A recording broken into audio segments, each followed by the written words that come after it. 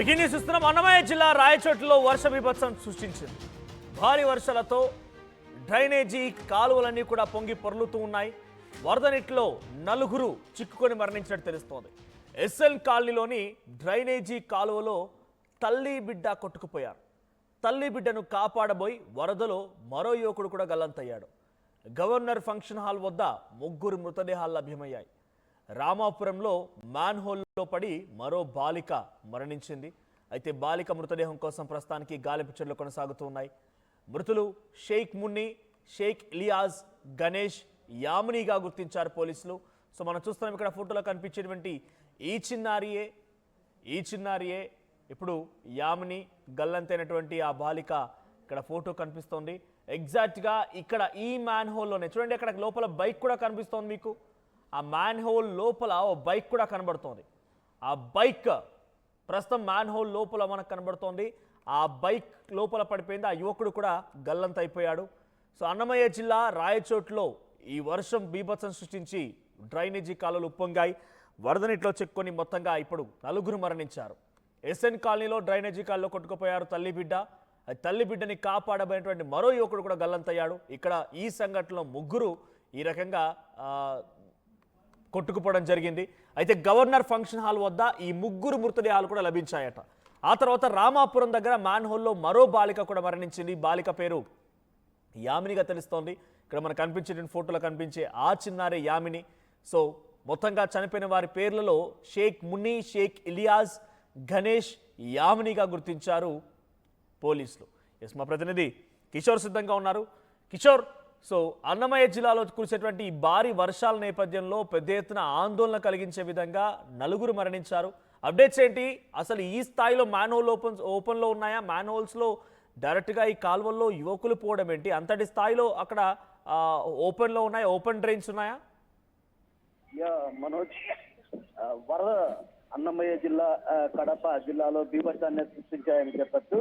ఎడతెరిపి లేకుండా కురుస్తున్నటువంటి వర్షానికి రాయచోటి పట్టణంలో ఉన్నటువంటి పలు ప్రాంతాలు కూడా జలమయమై వరద నీటి ప్రవహించినటువంటి పరిస్థితి. ఈ నేపథ్యంలో ఒక్కసారిగా కూడా అటు ఇళ్ల మధ్యలో కూడా వరద నీరు, అదేవిధంగా డ్రైనేజీకి సంబంధించినటువంటి నీరు ఒక్కసారిగా రావడంతో కూడా అటు చిన్నారి యామిని గల్లంతయ్యింది. అదేవిధంగా ఎస్ఎన్ కాలనీ, అంటే ఏదైతే ఎస్ఎన్ కాలనీ మసీద్ కు సమీపంలో ఉన్నటువంటి ఓ చిన్నారి, అదేవిధంగా ఆమె తల్లి ఇద్దరు కలిసి వెళ్తుండగా వారిద్దరు కూడా అక్కడ గల్లంతు కావడం జరిగింది.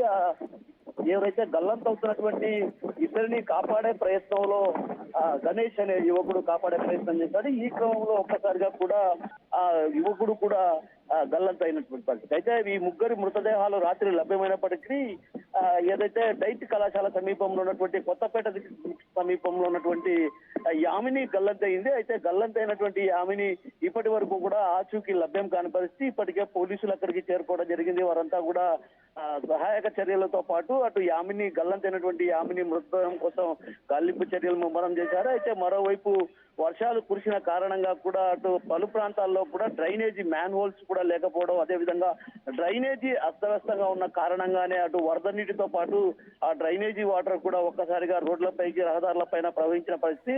ఆ క్రమంలో కూడా రోడ్లు కూడా పూర్తి స్థాయిలో దెబ్బతిన్నటువంటి పరిస్థితి కనిపిస్తుంది. మరోవైపు కడప జిల్లా ఏదైతే పొద్దుటూరులో ఉన్నటువంటి పర్లపాడులో కూడా వరద నీటి చుట్టుముట్టినటువంటి పరిస్థితి. దాదాపు పదుల సంఖ్యలో మూగజీవాలు కూడా, ఇంటి వద్ద ఉన్నటువంటి మూగజీవాలు కూడా వరద నీటి ప్రవాహానికి కొట్టుకుపోయినట్లు తెలుస్తుంది. అయితే అన్నమయ్య జిల్లాలో ప్రధానంగా విషాదకరమైనటువంటి ఘటన చోటు చేస్తుంది. నిన్న ఏదైతే ఎడతెరిపి లేకుండా, నిన్న సాయంత్రం నుంచి ఎడతెరిపి లేకుండా కురుస్తున్నటువంటి వర్షాల కారణంగా నలుగురు గల్లంతయ్యారు. గల్లంతైనటువంటి సమాచారాన్ని తెలుసుకున్నటువంటి మంత్రి మండిపల్లి రాంప్రసాద్ ఇప్పటికే ఆదేశాలు జారీ చేశారు. ఏదైతే కలెక్టర్ నిశాంత్ కుమార్, అదేవిధంగా ఎస్పీ ధీరజ్ కి ఇద్దరికి కూడా ఆదేశాలు జారీ చేశారు.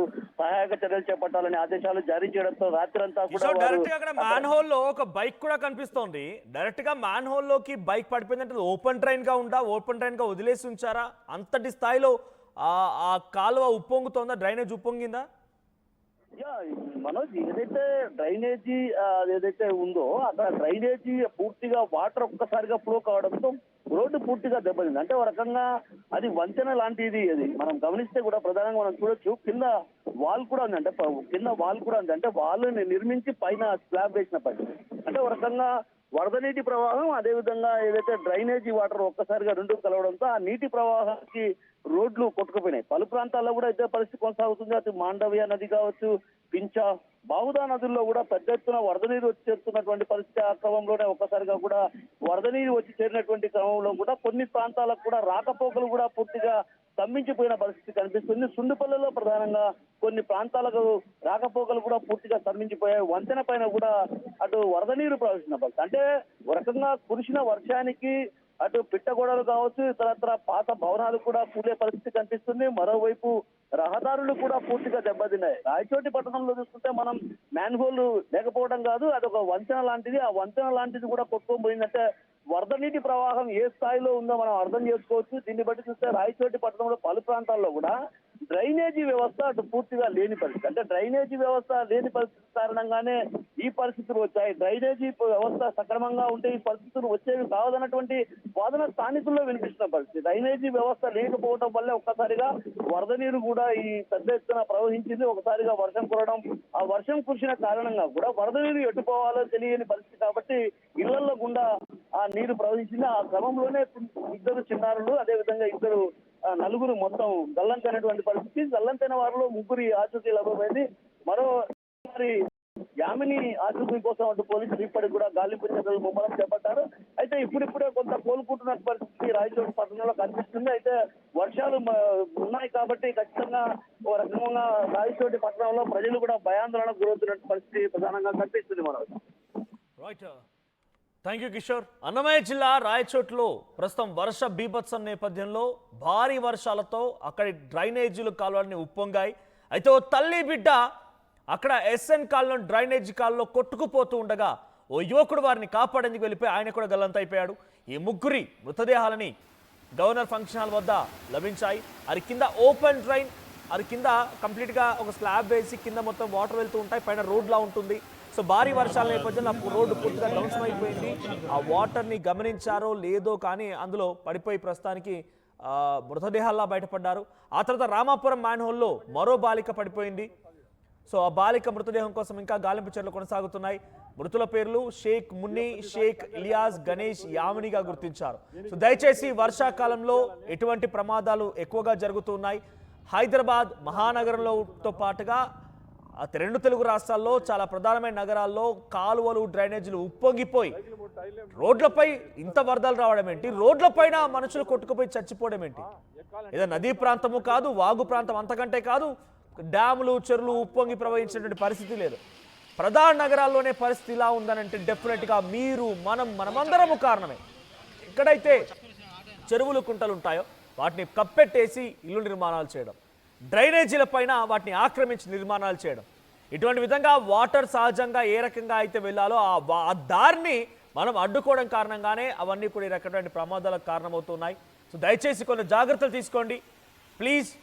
ఇటువంటి వర్షాకాల నేపథ్యంలో ఇంకా వర్షాలు రెండు తెలుగు రాష్ట్రాల్లో కూడా సుమారుగా ఇంకా అక్టోబర్ మధ్యంతరం వరకు, అంటే అక్టోబర్ 2వ వారం వరకు కూడా ఈ స్థాయిలో ఒక మోస్తారు నుంచి భారీ వర్షాలు రోజు తర్వాత రోజు రకంగా కురుస్తూనే ఉన్నాయి. కాబట్టి తగు జాగ్రత్తలు తీసుకోండి. అత్యవసరమైతే తప్ప బయటకు రాకుండా మళ్ళీ నియంత్రించుకునే ప్రయత్నం చేయండి.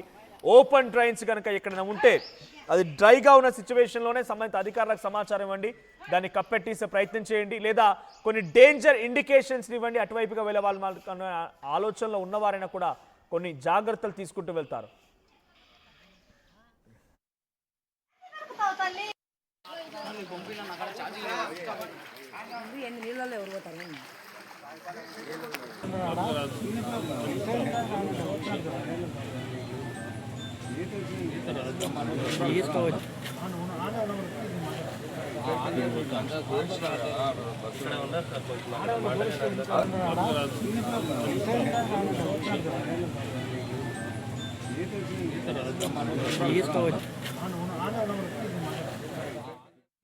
ఈసారి కూడా టైంకే కన్స్ట్రక్షన్ చేసాం, బిల్డింగ్ కూడా స్ట్రాంగ్ చేసాం, క్లయింట్స్ ని సాటిస్ఫై చేసాం, గుడ్ విల్ కూడా ఇంప్రూవ్ చేసాం. ఏం చేసామో కాదు, ఇంకేం చేయాలో ఆలోచించండి. ఇంకేం చేయాలి? పెయింటింగ్ ఇంకా వేయలేదు, మర్చిపోయారా? అన్నీ బాగానే చేస్తున్నాం, పెయింటింగ్ దగ్గర మాత్రం ఫెయిల్ అవుతున్నాం. లాస్ట్ టైం పెయింట్స్ కోసం ఆ పెద్ద కంపెనీ దగ్గరికి వెళ్తే వాళ్ళ థర్డ్ పార్టీ కాంట్రాక్ట్ని అసైన్ చేశారు. వాళ్ళ 8 months డిలే, 20% ఓవర్ బడ్జెట్ కూడా అయింది. ఈసారి తప్పు అస్సలు చేయకూడదు. పెయింటింగ్స్ విషయంలో పర్ఫెక్ట్గా ప్లాన్ చేయాలి. ఏం చేద్దాం? పెయింట్ సప్లై చేసేది ఒకరు, అప్లై చేసేది ఇంకొకరు. వీళ్ళందరినీ డీల్ చేయడమే పెద్ద హెడేక్. అయితే ఇంక మనమే పెయింట్లు వేసుకోవాలి. లేదా పెయింటింగ్ ప్రాసెస్ మొత్తం చేసిచ్చి ఒక పర్ఫెక్ట్ పార్ట్నర్ అన్నా ఉండాలి. టెక్నో పెయింట్స్ లాగా.